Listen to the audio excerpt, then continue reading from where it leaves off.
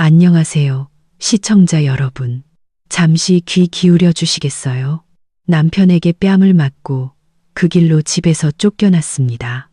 저는 망설임 없이 이혼 서류에 도장을 찍고 한도 5천만 원짜리 블랙카드를 정지시켰습니다. 다음 날 제 가족 카드로 결제하려던 남편은 그 자리에서 얼어붙고 말았죠.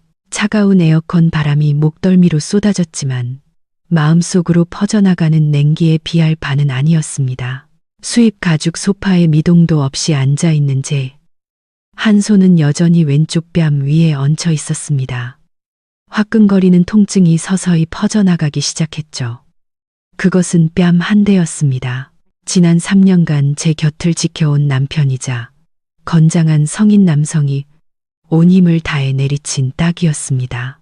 서울의 고급 아파트 안 공기가 무겁게 내려앉았습니다. 벽시계의 초침 소리가 민준의 거친 숨소리와 뒤섞여 건조하게 울렸습니다. 술 냄새가 진동했습니다. 그는 거실 한가운데 서 있었습니다. 이 집 가구 대부분은 제 월급으로 산 것들이었죠. 그의 눈은 분노로 붉게 충혈되어 있었습니다. 저는 고개를 들어 남편을 바라보았습니다. 그 순간 한때 다정했던 그 남자는 끔찍할 정도로 낯설게 느껴졌습니다. 그의 얼굴은 술 기운과 오랫동안 억눌러온 분노로 일그러져 있었습니다. 셔츠 한쪽은 허리띠 밖으로 삐져나와 최근 그가 얼마나 망가져가고 있는지를 보여주고 있었습니다. 민주는 저를 향해 손가락질했습니다. 그 손가락은 두려움이 아닌 비이성적인 분노로 떨리고 있었습니다. 그의 목소리가 한밤의 정적을 찢으며 울려 퍼졌습니다. 입 닥쳐. 네가 돈 좀 번다고 이제 나를 가르치려 들어. 잘 들어, 이 집 가장은 나야. 나 박민준 아직 안 죽었어. 입술 끝에서 비릿한 피맛이 느껴졌습니다. 방금 맞은 충격으로 입술이 터진 모양입니다. 하지만 이상하게도 눈물은 나지 않았습니다. 보통 남편에게 맞은 아내는 울부짖거나 애원하거나 분노에 차 소리치기 마련이죠. 하지만 저는 아니었습니다. 이상할 정도로 차분한 감정이 제 마음을 지배했습니다. 마치 거대한 폭풍 앞에 선 기분이었습니다. 공포에 질려 도망치는 대신 썩어빠진 모든 것을 휩쓸고 지나가도록 내버려 두기로 한 것입니다. 3년의 결혼 생활, 1000일의 시간. 저는 대학 시절 첫사랑과 결혼한 제가 세상에서 가장 행복한 여자라고 생각했습니다. 그때의 민주는 비록 집안은 넉넉하지 않았지만 성실하고 야망 있는 사람이었습니다. 하지만 지금 제 앞에 서 있는 것은 자신의 무능함을 폭력으로 감추려는 열등감에 사로잡힌 남자일 뿐이었습니다. 저는 천천히 손을 내리고 흐트러진 실크 잠옷을 바로잡았습니다. 저의 태연한 행동이 민준을 더욱 화나게 한 것 같았습니다. 그는 달려들어 강화유리 테이블을 세게 내리쳤고 크리스털 찻잔 세트가 요란한 소리를 내며 튀어올랐습니다. 뭘 봐. 지금 나 무시하는 거지. 내 분기 보너스만도 못한 월급 300만 원짜리 남편이라고 비웃는 거잖아. 그렇지. 서연아. 저는 민준의 눈을 똑바로 쳐다봤습니다. 제 눈에는 이제 애정이라고는 조금도 남아있지 않았습니다. 차가운 분석만이 가득했죠. 저는 조금도 떨림 없는 목소리로 또박또박 말했습니다. 취했네요. 가서 자요. 할 얘기가 있으면 내일 아침 맨정신일 때 하죠. 안 취했어. 민주는 소리치며 테이블 위 장식용 꽃병을 바닥으로 쓸어버렸습니다. 도자기가 깨지는 소리가 귀를 찔렀습니다. 오늘 아침 제가 직접 꽂은 백합들이 마룻바닥 위에서 지시겨졌습니다. 그를 향한 저의 마지막 존중심이 사라지는 순간과도 같았죠. 정신 똑똑히 차리고 있어. 널 제대로 가르쳐야겠어. 회사에서 팀장이라고 집에 와서까지 왕비 노릇하려 들지 마. 아내면 남편 말에 순종하고 남편 체면을 세워줄 줄 알아야지. 넌 입만 열면 돈, 돈, 돈. 비교질이나 해대고. 저는 바닥에 잔해를 말없이 바라보았습니다. 날카로운 도자기 파편들이 샹들리에 불빛을 받아 반짝였습니다. 우리가 어쩌다 이 지경까지 왔는지 떠올려 봤습니다. 그저 제 계좌로 들어온 분기 보너스에 대해 무심코 한마디 했을 뿐인데 저는 그 돈으로 그의 낡은 차를 바꿔줄 생각이었습니다. 하지만 열등감이라는 뒤틀린 렌즈를 통해 저의 호의는 그에게 굴욕으로 비쳤던 겁니다. 뺨의 통증은 제 인내심의 한계가 무너졌음을 상기시켰습니다. 저는 운명에 순응하는 여자가 아닙니다. 저는 수백 명의 직원을 관리하는 영업팀장 이서연입니다. 저는 위기 대처법을 압니다. 그리고 이 결혼은 제가 겪어본 최악의 위기였습니다.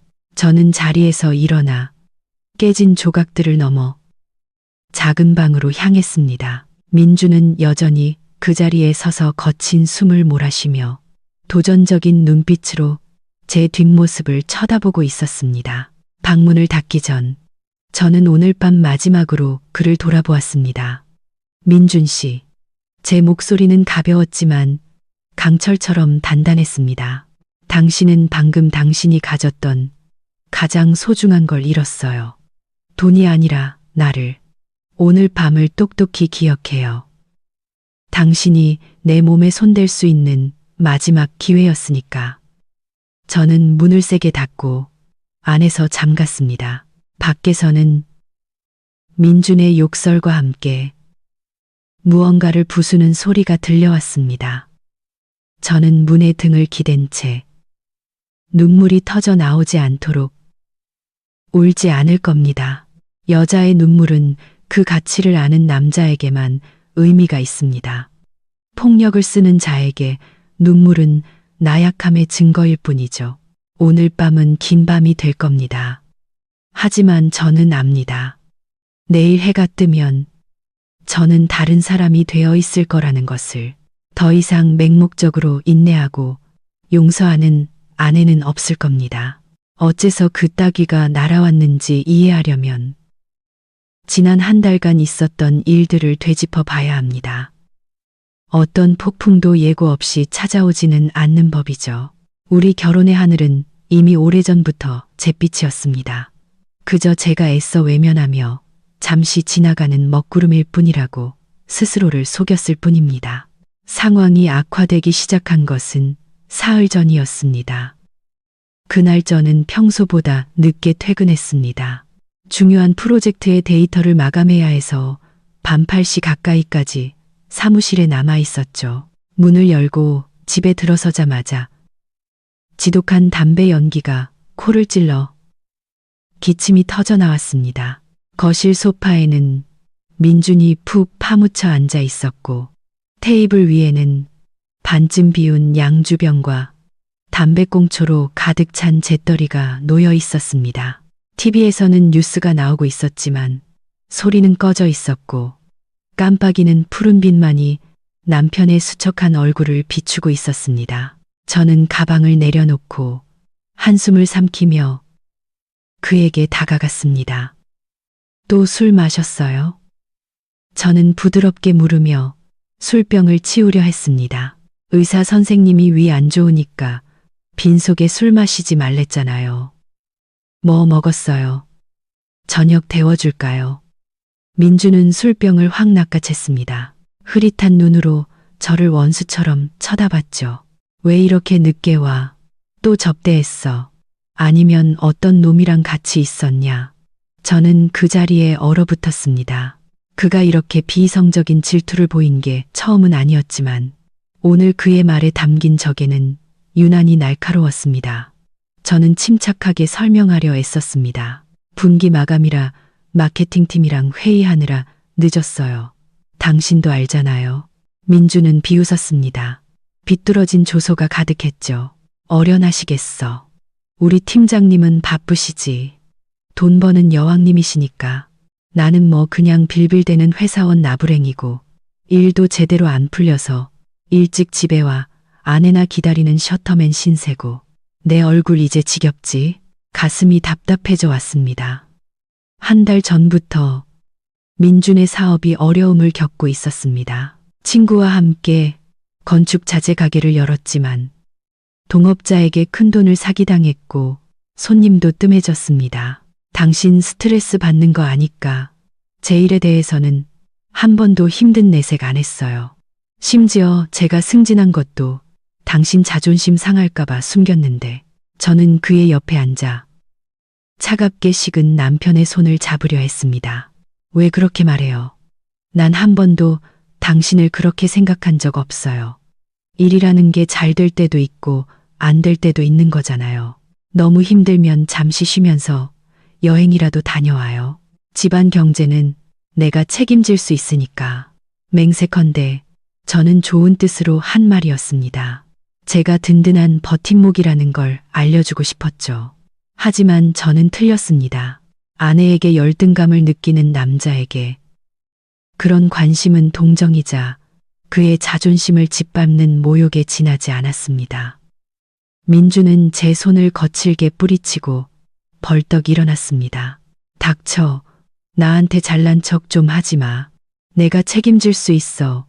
내가 감당할 수 있어. 말은 참 번지르르 하지. 온 세상 사람들이 내가 아내 치마폭에 쌓여 산다고 알게 하고 싶은 거냐. 나 여행 보내놓고 너는 그 시간에 더 잘난 놈들 만나러 다니려고 그러지.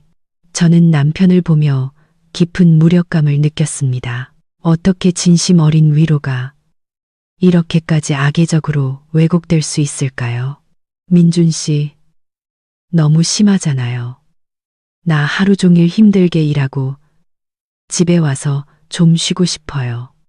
당신 걱정하는 게, 당신 건강 챙기라는 게 그렇게 잘못이에요. 내 걱정 따위 필요 없어. 민준이 소리쳤습니다. 내 몸은 내가 챙겨. 내가 돈 좀 번다고 날 조종할 수 있을 거라고 생각하지 마. 내 눈에 난 그냥 실패자일 뿐이잖아. 부정하지 마. 날 보는 내 눈엔 항상 동정이 가득해. 이딴 상황. 이제 진절머리가 난다고. 그는 침실로 들어가 문을 쾅 닫아버렸습니다. 저는 담배 연기 자욱한 거실에 홀로 남아 눈물을 흘렸습니다. 이 호화로운 집을 둘러보았습니다. 모든 것이 편리하고 비쌌지만 너무나도 차가웠습니다. 3년 전 우리가 막 결혼했을 때가 떠올랐습니다. 그때 우리는 작은 원룸에 새들어 살며 라면 한 봉지를 나눠 먹었지만 웃음이 끊이지 않았습니다. 그런데 우리가 꿈꾸던 모든 것을 이룬 지금 우리 부부 사이의 거리는 까마득히 멀어졌습니다. 제 성공이 빛날수록 민준의 열등감이라는 그림자는 점점 더 짙어져 우리 사이의 사랑과 존중을 집어삼켰습니다. 저는 일어나 담배꽁초와 술병을 치웠습니다. 기계적으로 청소하며 스스로에게 물었습니다. 내가 뭘 잘못한 걸까? 내가 너무 강해서 7일옹에만 남편보다 돈을 잘 버는 게 죄인 걸까? 그날 밤 저는 소파에서 잤습니다. 민주는 저를 부르러 나오지 않았고 저도 방에 들어가지 않았습니다. 우리 집 안에서 우리가 처음으로 별거한 밤이었습니다. 그것은 더 큰 폭풍이 다가오고 있음을 알리는 신호였습니다. 그 폭풍 속에서 남자의 자존심과 여자의 희생이 정면으로 부딪혀 결코 메울 수 없는 균열을 만들어낼 폭풍이었습니다. 저는 그녀가 저를 보는 그 눈빛이 싫습니다.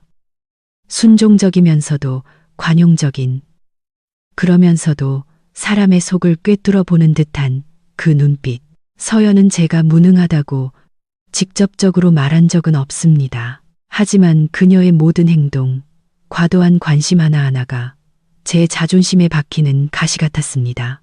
오늘도 저는 작은 공사 현장에 자재를 납품하는 계약에 실패했습니다. 발주처 놈이 제 행색과 제가 타고 온 낡은 차를 훑어보더니 비웃으며 말했습니다. 한번 검토해보죠. 그 말투가 무슨 뜻인지 저는 잘 압니다.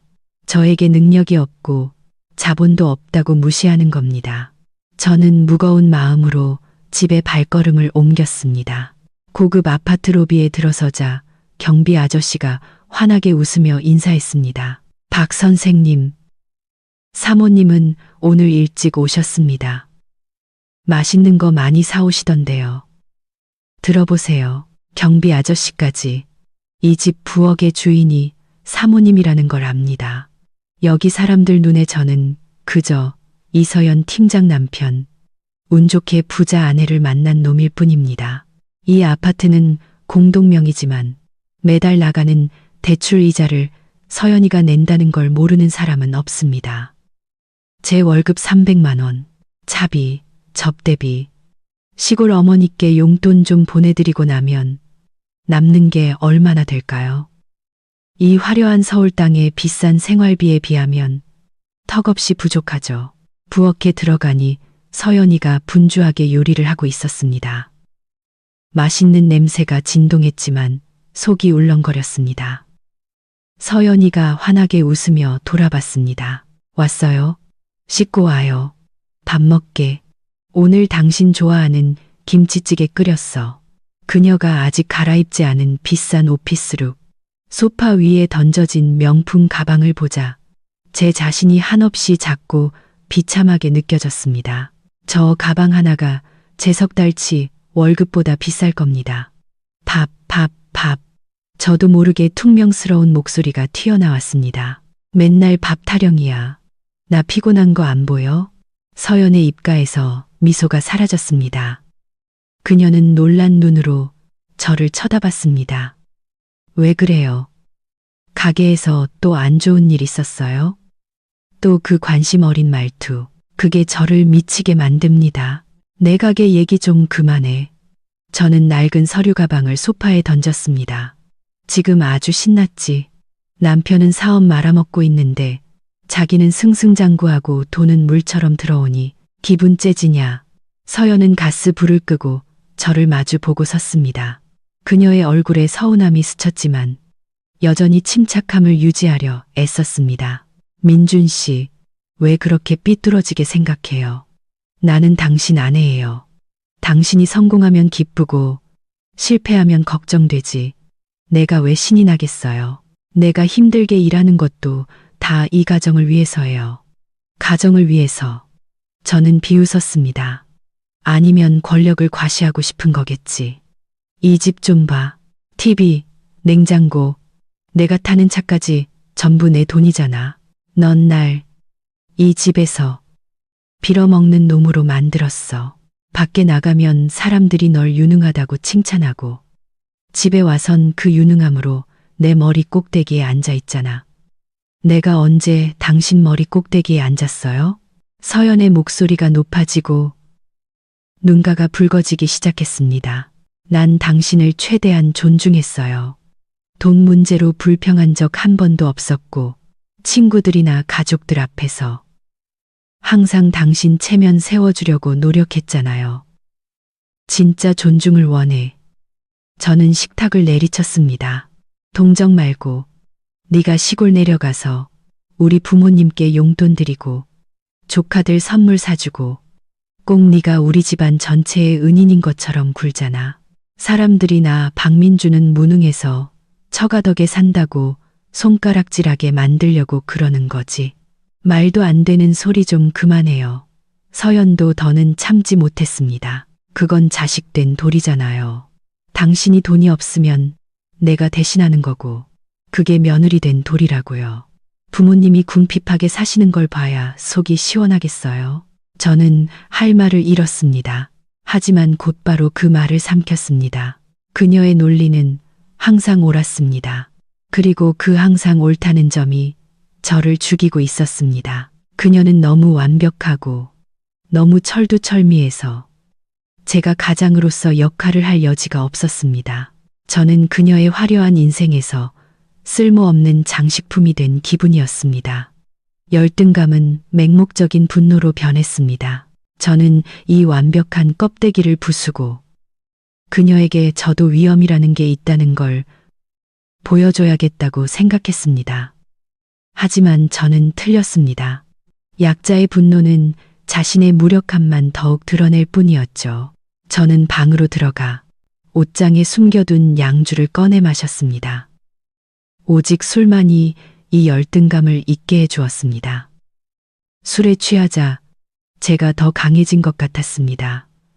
제가 이 집의 진정한 주인인 것 같았죠.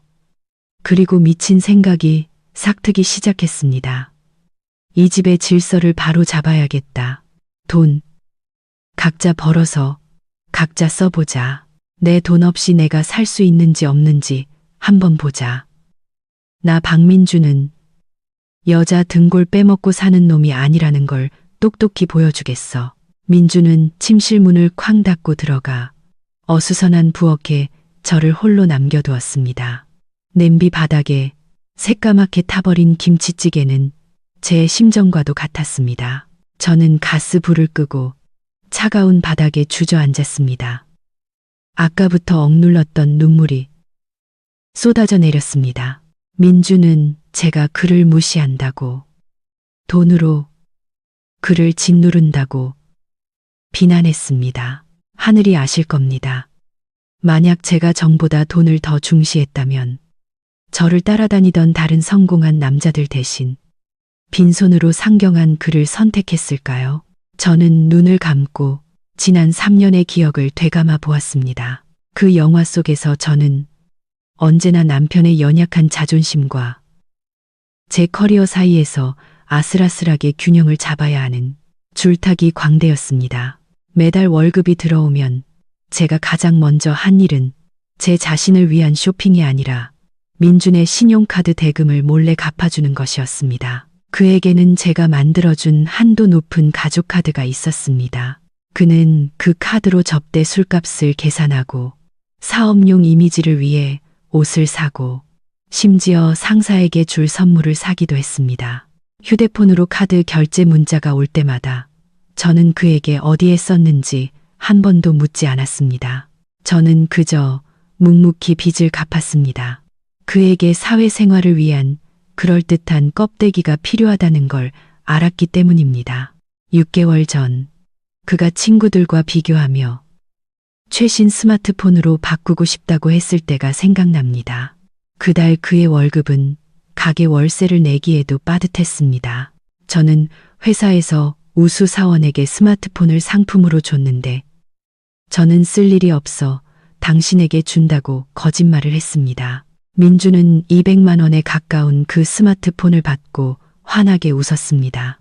친구들에게 아내가 사줬다고 자랑했죠. 그는 그 돈이 제가 자기 개발을 위해 경영학 강의를 들으려고 모아둔 돈이라는 것을 몰랐습니다. 그리고 이 집 문제도 마찬가지입니다.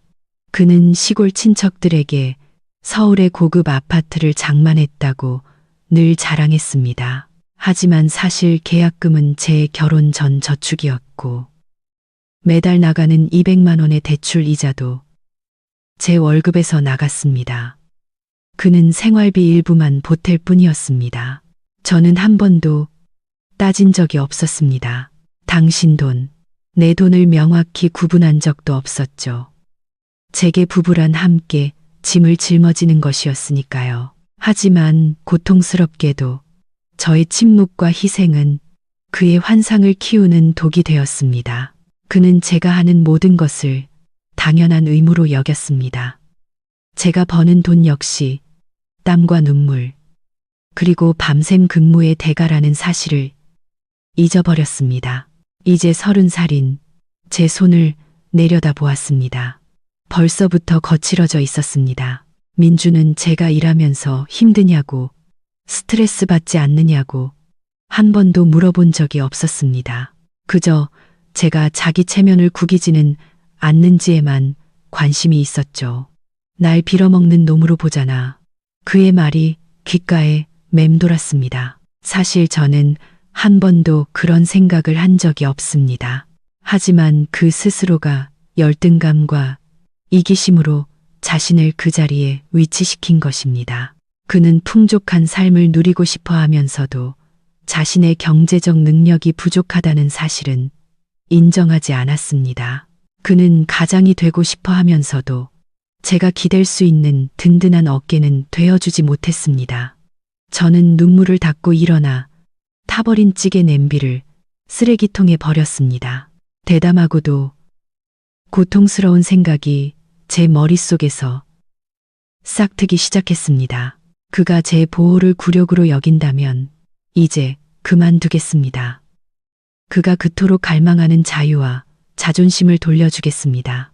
그가 경멸하던 아내라는 자금줄이 끊겼을 때 그 허황된 자존심으로 어떻게 살아남는지 한번 지켜보겠습니다. 저는 그를 벌주고 싶은 게 아닙니다. 그저 그가 깨닫기를 바랄 뿐입니다. 하지만 그 깨달음의 대가가 이 결혼의 파탄이라면 기꺼이 받아들일 수밖에 없을 것 같습니다. 저의 조용한 희생이 잘못된 곳을 향하고 있었다는 것을 깨달았기 때문입니다. 저는 깨질 듯한 두통과 함께 잠에서 깼습니다. 커튼 틈으로 비치는 햇살에 눈을 찡그렸습니다. 옆을 보니 침대는 비어 있었고 서연은 이미 일어난 지 오래된 듯 했습니다. 어젯밤의 다툼이 기억났습니다. 제가 소리를 지르고 테이블을 내리쳤던 일. 하지만 후회는 없었습니다. 누가 남편이고 누가 아내인지 알려주려면 그럴 필요가 있었습니다. 남자가 언제까지나 기죽어 살 수는 없는 노릇이죠. 거실로 나가보니 서연이가 커피를 마시며 노트북을 보고 있었습니다. 그녀는 단정한 실내복 차림에 가벼운 화장을 하고 있었지만 눈빛은 감정 없이 차가웠습니다. 언제나처럼 따뜻한 아침 식사는 없었습니다. 일어났어. 서연이 화면에서 눈을 떼지 않고 물었습니다. 밥은? 배고픈데. 저는 냉장고로 가며 퉁명스럽게 물었습니다. 냉장고에 라면 있으니 직접 끓여 먹어요. 서연이 툭 던지듯 대답했습니다.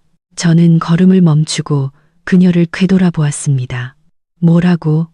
남편이 배고파 죽겠다는데 라면을 끓여 먹으라고.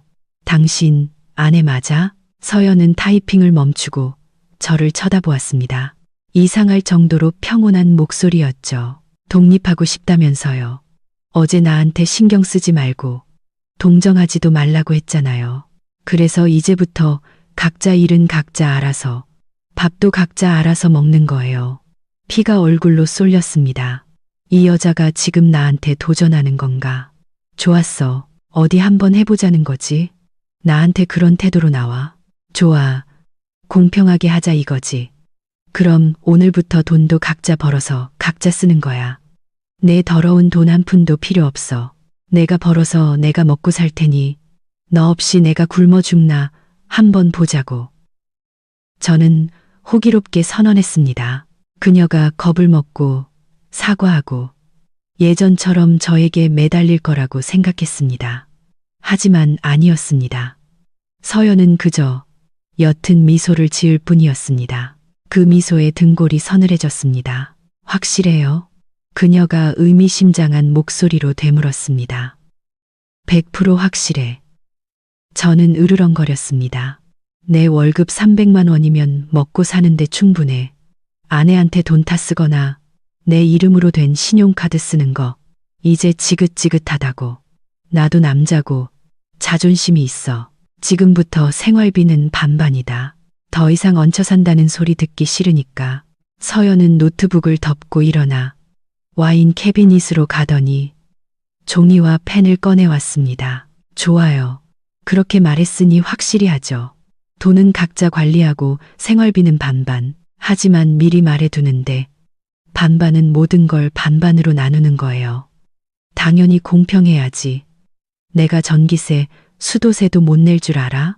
저는 콧방귀를 뀌었습니다. 써봐. 하나도 빠짐없이 다 써보라고. 그때 저는 정말로 제가 감당할 수 있다고 믿었습니다. 300만 원은 적은 돈이 아니니까요. 머릿속으로 계산해 봤습니다.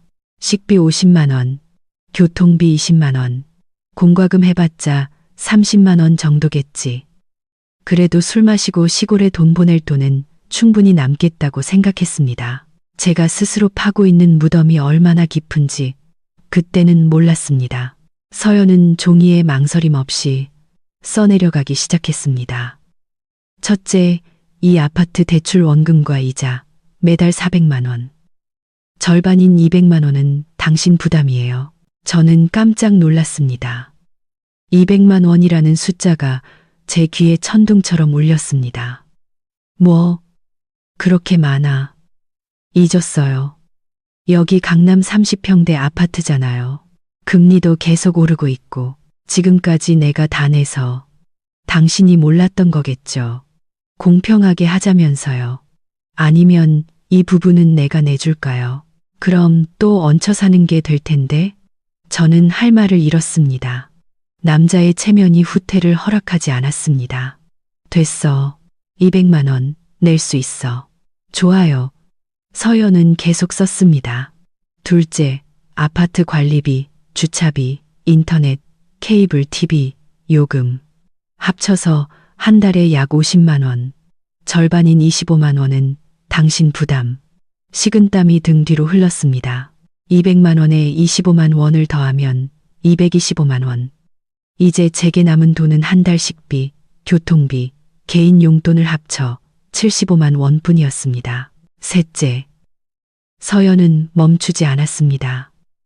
전기세, 수도세, 가스비, 이 집 시스템 에어컨에 세탁기, 건조기, 인덕션까지 쓰니까 평균 한 달에 30만 원, 절반인 15만 원 추가. 총 240만 원. 제 월급을 훨씬 뛰어넘는 금액이었습니다. 그것도 식비나 경조사비, 병원비는 제외하고 말이죠. 저는 그 자리에 얼어붙었고 얼굴이 창백해졌습니다. 차가운 숫자들만이 제 어리석은 독립선언을 비웃으며 눈앞에서 춤을 추고 있었습니다. 하지만 서연의 날카로운 눈빛을 보니 이미 호랑이 등에 올라탔다는 걸 알았습니다. 지금 여기서 장난이었어 라고 말하면 남자 체면이 뭐가 되겠습니까? 왜요? 문제 있어요? 서연이 펜을 돌리며 물었습니다. 능력이 안 되나 보죠. 안 되면 그냥 말해요. 예전처럼 내가 먹여 살려줄 테니 대신 다시는 내 앞에서 자존심 타령은 하지 마세요. 그녀의 도발적인 한마디가 제게 남은 마지막 이성을 날려버렸습니다. 누가 능력이 안 된대. 저는 마음속의 두려움을 감추기 위해 소리쳤습니다. 낼 수 있어. 다 적어. 월말에 칼같이 정산해 줄 테니 사람 무시하지 마. 서연은 미소를 지으며 종이를 제 쪽으로 밀었습니다. 그럼 여기 사인해요. 이번 달부터 시행하는 걸로. 아, 그리고 지난달 당신이 스마트워치 사고 친구들이랑 노래방 가서 쓴 카드값 100만 원도 은행에 갚으셔야겠네요. 가족 카드는 회수할게요. 저는 떨리는 손으로 펜을 잡고 사인했습니다. 제 서명은 앞으로 저를 기다릴 암울한 미래처럼 비뚤어져 있었습니다. 저는 아내와의 금융전쟁에 공식적으로 참전했습니다. 시작부터 패배가 확실한 전쟁이었지만 어리석은 오만함은 제가 그 사실을 깨닫지 못하게 했습니다. 저는 텅 빈 지갑과 무거운 머리를 안고 집을 나섰습니다. 이 돈을 어떻게 메꿔야 할까? 사채라도 써야 하나? 저는 회사 근처 저가 커피숍에 앉아 있었습니다. 얼음이 다 녹아 밍밍해진 아이스 아메리카노를 만지작거리며 아침에 본 비용 명세서 때문에 머리가 지끈거렸습니다. 식비를 제외하고도 한 달에 240만 원, 이번 달은 마이너스, 심지어 큰 적자였습니다. 월급날은 아직 멀었고 제 지갑에는 현금 5만 원이 전부였습니다. 평소 같았으면 스타벅스에 들어가 시원한 음료를 시키고 서연이의 카드를 긁으며 여유롭게 휴대폰을 봤을 겁니다. 하지만 오늘 그 카드는 우리 집 식탁 위에 남겨졌습니다. 서연은 말한 대로 했습니다.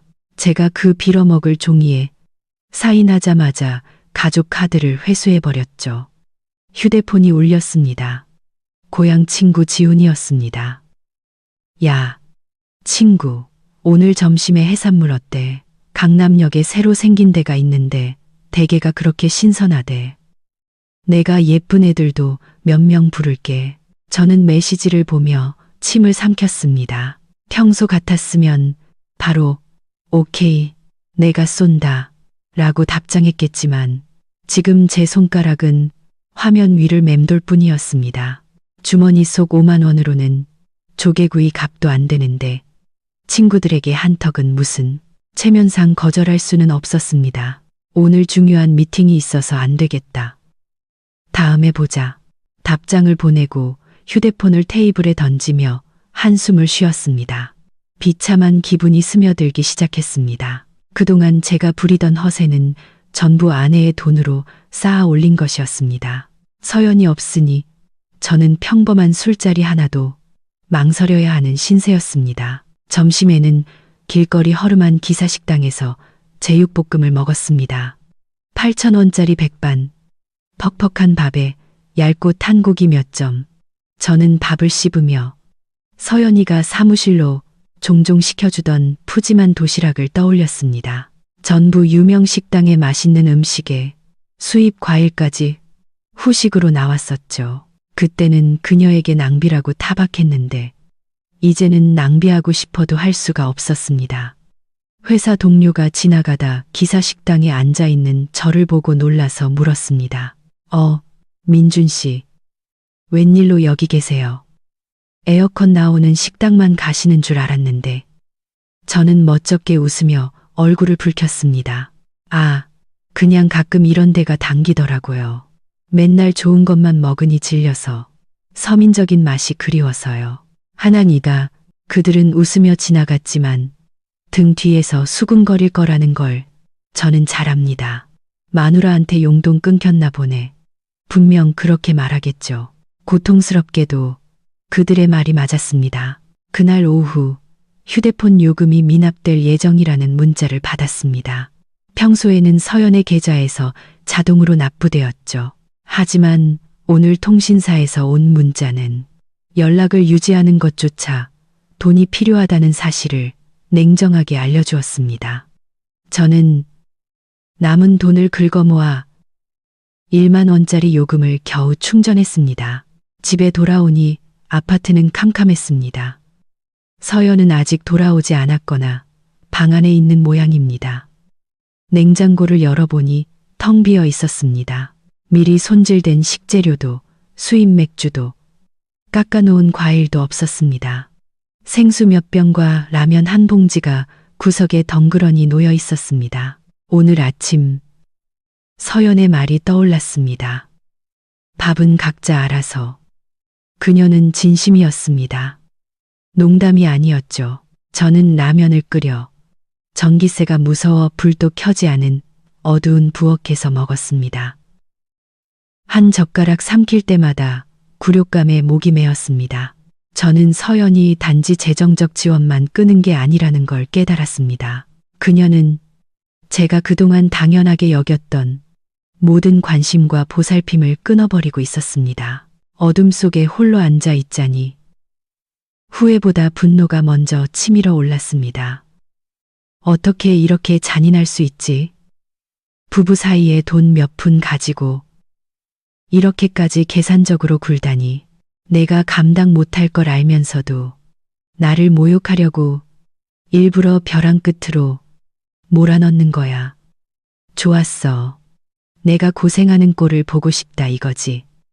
얼마든지 버텨주지. 너한테 돈 한 푼 달라고 입 여는 일은 절대 없을 거야. 차라리 한 달 내내 라면만 먹고 말지. 내 앞에서 고개 숙이지 않겠어. 제 안에 남자라는 자존심이 그 어느 때보다 강하게 타올랐습니다. 하지만 그것은 맹목적이고 어리석은 자존심이었습니다. 저는 저녁 7시에 집에 돌아왔습니다. 손에는 마트에서 사온 장바구니가 들려 있었습니다. 제 몫으로 샐러드와 닭가슴살, 요거트를 좀 샀죠. 거실을 지나가는데 민준이 TV를 보고 있었습니다. 테이블 위에는 다 먹은 라면, 그릇이 놓여 있었죠. 그는 저를 쳐다보지 않았지만 굳어있는 그의 자세에서 긴장감이 느껴졌습니다. 저는 부엌으로 들어가 제 저녁을 준비했습니다. 평소 같으면 민준이 좋아하는 음식을 만드느라 분주했을 겁니다. 오늘 하루는 어땠는지 물어봤겠죠. 하지만 오늘 저는 묵묵히 제 할 일만 했습니다. 집 안을 무거운 침묵이 감쌌습니다. 칼과 도마가 부딪히는 소리마저 귀에 거슬릴 정도였죠. 저는 음식을 차려 혼자 먹기 시작했습니다. 민주는 여전히 티브이 화면에 시선을 고정하고 있었지만 제 행동 하나하나를 의식하고 있다는 걸 알 수 있었습니다. 닭가슴살 굽는 고소한 냄새가 공중에 퍼져 값싼 라면 냄새와 대조를 이루었습니다. 저녁 먹었어요. 저는 답을 알면서도 의례적으로 물었습니다. 민준이 고개도 돌리지 않고 퉁명스럽게 대답했습니다. 라면도 먹을만 하더군. 신경 꺼. 저는 어깨를 으쓱하고 식사를 계속했습니다. 싸우고 싶지 않았지만 제 존재와 태연한 태도가 그의 눈에 가시처럼 박히는 듯 했습니다. 그때 테이블 위에 놓인 제 휴대폰이 요란하게 울리며 화면이 밝아졌습니다. 은행에서 온 알림 메시지였습니다. 띵동. 평소라면 즐거웠을 입금 알림음이 이 순간만큼은 민준의 인내심에 종말을 고하는 소리처럼 들렸습니다. 저는 휴대폰을 들어 확인했습니다. 회사에서 온 분기 보너스였습니다. 예상대로 4천만 원.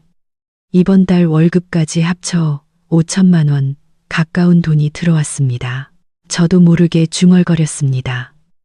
드디어 보너스 들어왔네. 그것은 실수였습니다. 치명적인 실수. 민준이 방 돌아보았습니다. 그의 눈이 번뜩였습니다. 그는 자리에서 일어나 식탁으로 성큼성큼 다가오더니 제가 반응하기도 전에 제 손에서 휴대폰을 낚아챘습니다. 보너스. 민준이 화면의 숫자를 보며 으르렁거렸습니다. 5천만 원. 내 분기 보너스가 내 2년치 연봉이네.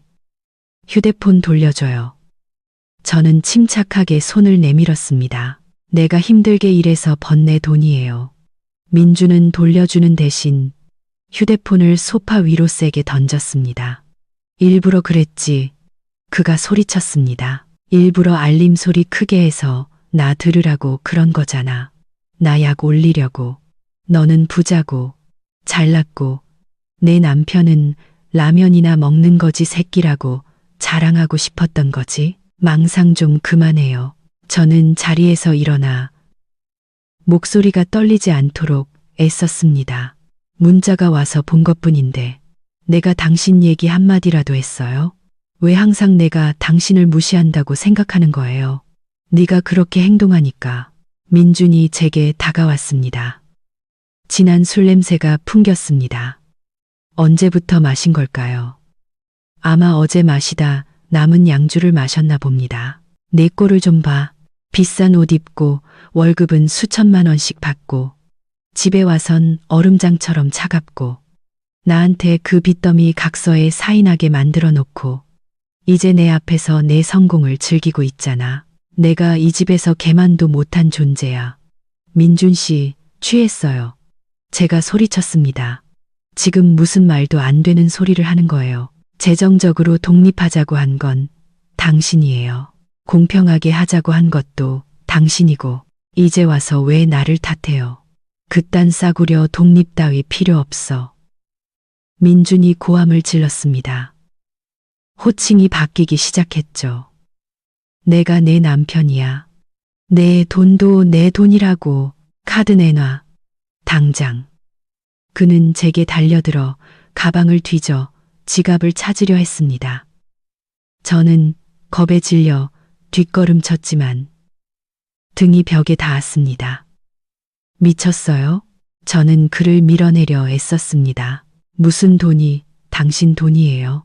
당신이 이 집에 보탠 돈이 한 푼이라도 있어요? 그 말이 비수가 되었습니다. 저는 말을 내뱉는 순간 실수했다는 걸 알았지만 이미 늦었습니다. 당신이 이 집에 보탠 돈이 한 푼이라도 있어요? 서연의 질문은 날카로운 비수가 되어 제 심장을 꿰뚫었습니다. 그 말은 제가 그동안 애써 감추려 했던 모든 것을 발가 벗겼습니다. 맞습니다. 저는 물질적으로 기여한 게 별로 없습니다. 맞습니다. 이 집, 이 차, 이 모든 편안함은 그녀의 피땀 어린 노력의 결과입니다. 하지만 저는 그녀의 남편이지 않습니까? 남편의 가치가 단지 벌어오는 돈으로만 측정되는 겁니까? 굴욕감이 극에 달해 술기운과 뒤섞이자 통제할 수 없는 분노가 폭발했습니다. 그 순간 제 눈에 비친 서연은 더 이상 현명한 아내가 아니었습니다. 저를 가두는 간수이자 제 죄를 심판하는 판사였습니다. 그녀는 경멸의 눈빛으로 저를 쳐다보고 있었습니다. 적어도 제게는 그렇게 보였습니다. 제 남성성에 도전하고 있었습니다. 네가 감히 나한테 그따위 말을 해. 저는 이를 악물고 소리쳤습니다. 내가 내 남편이고 이 집 가장이야. 네가 돈 좀 있다고 내 머리 꼭대기에 앉아서 날 빌어먹는 놈 취급해. 당신을 빌어먹는 놈 취급한 적 없어요. 서연이 얼굴을 붉히며 맞받아쳤습니다. 하지만 당신 행동을 좀 돌아봐요. 그게 남자다운 행동이에요. 술이나 마시고 집에 와서 아내한테 행패 부리는 게 존중받고 싶으면 남자답게 행동하라고요. 아, 네가 날 가르쳐. 네가 팀장이면 집에 와서도 왕 노릇해도 되는 줄 알아. 내가 남편을 어떻게 존중해야 하는지 똑똑히 가르쳐 주지. 저는 더 이상 제 행동을 제어할 수 없었습니다. 벼랑 끝에 몰린 짐승처럼 제 팔이 본능적으로 허공을 갈랐습니다. 짝, 건조하고 고통스러운 소리가 울려 퍼졌습니다. 제 손바닥이 화끈거렸습니다. 서연의 고개가 옆으로 세차게 돌아가고 머리카락이 흘러내려 얼굴 한쪽을 가렸습니다. 순식간에 공간은 정적에 휩싸였습니다. 제 거친 숨소리와 에어컨 소리만이 맴돌았죠. 저는 제 손을 내려다보며 망연자실했습니다. 내가 지금 무슨 짓을 한 거지? 내가 아내를 때렸어. 지난 3년간 아무리 크게 싸워도 저는 그녀에게 손댄 적이 없었습니다. 저는 스스로를 폭력을 쓰지 않는 교양 있는 남자라고 자부해 왔습니다. 하지만 오늘 이 딱이 한 방이 모든 것을 무너뜨렸습니다. 서연이 천천히 고개를 돌렸습니다. 그녀의 하얀 뺨에 제 5손가락 자국이 붉게 새겨져 있었습니다. 입가에는 피가 맺혔습니다. 하지만 가장 무서운 것은 그녀의 눈빛이었습니다. 두려움도 애원도 없었습니다. 오직 소름 끼치는 냉기만이 가득했습니다. 마치 낯선 사람, 이미 죽은 사람을 보는 듯한 눈빛이었습니다. 순간 후회가 밀려왔지만 거대한 자존심이 즉시 그것을 짓눌렀습니다. 지금 사과하면 내 권위는 모두 사라진다. 이왕 때린 거 남편의 위험을 확실히 보여줘야 한다. 그녀가 두려움을 느끼고 복종하게 만들어야 한다. 그 버릇없는 태도에 대한 교훈이야. 저는 목소리의 떨림을 감추기 위해 소리쳤습니다. 앞으로 처신 잘해. 또 내 손이 올라가게 만들지 말고. 말을 마친 저는 등을 돌려 테이블 위에 있던 차키와 텅 빈 지갑을 집어들었습니다. 이곳을 벗어나야 했습니다. 그녀의 눈빛을 단 1초도 더 마주할 자신이 없었습니다. 저는 집 밖으로 뛰쳐나갔습니다. 폐허가 된 거실에 홀로 서 있는 아내를 뒤로 한 채 저는 제가 이겼다고, 아내에게 평생 잊지 못할 교훈을 줬다고 생각했습니다. 하지만 저는 몰랐습니다. 바로 그 따귀가 우리 결혼 생활에 마침표를 찍었다는 것을. 민준의 등 뒤로 문이 쾅 닫히면서 우리 사이에 남은 마지막 부부의 정도 함께 사라졌습니다. 집안은 다시 고요해졌지만 무덤 같은 정적이었습니다. 저는 여전히 그 자리에 서서 아픈 뺨을 만졌습니다. 하지만 이 육체적 고통이 저를 그 어느 때보다 정신 차리게 만들었습니다. 저는 화장실로 들어가 거울 속 제 모습을 보았습니다. 한쪽 뺨은 붉게 부어오르고 입술은 터지고 머리는 헝클어져 있었습니다. 이게 성공한 커리어 우먼의 모습인가? 아니요. 이건 결혼에 실패한 여자의 모습이었습니다. 저는 차가운 물을 틀어 얼굴에 세게 끼얹었습니다. 찬물이 상처를 진정시켰지만 마음속에서 타오르는 결심의 불꽃을 끌 수는 없었습니다. 민주는 넘지 말아야 할 선을 넘었습니다. 가정폭력은 단 한 번이라도 용납될 수 없는 것입니다. 이번에 용서하면 두 번째, 세 번째가 있을 것이고 그 후는 처음보다 더 잔혹해질 겁니다. 저는 욕실에서 나와 책상에 앉았습니다. 컴퓨터를 켰지만 일을 하기 위함이 아니었습니다. 인터넷 뱅킹 시스템에 접속하기 시작했습니다. 민주는 자신이 가장이라고 생각합니다. 주먹으로 저를 가르칠 수 있다고 생각하죠. 좋습니다. 진짜 권력이 누구 손에 있는지 보여주겠습니다. 권력은 주먹이나 고함에서 나오는 게 아닙니다. 자신의 삶과 돈을 지배하는 능력에서 나오는 거죠. 저는 민준에게 발급된 가족 카드 목록을 확인했습니다. 플래티넘 카드 하나, JCB 카드 하나, 총 한도는 5천만 원이었습니다. 예전에는 그의 체면을 위해 마음껏 쓰도록 내버려 뒀지만 오늘 밤 이 카드들은 쓸모없는 플라스틱 조각이 될 겁니다. 시계를 보니 밤 12시가 다 되어갔습니다. 시스템 정기 점검 시간이라 온라인으로 즉시 카드를 정지시킬 수 없었습니다.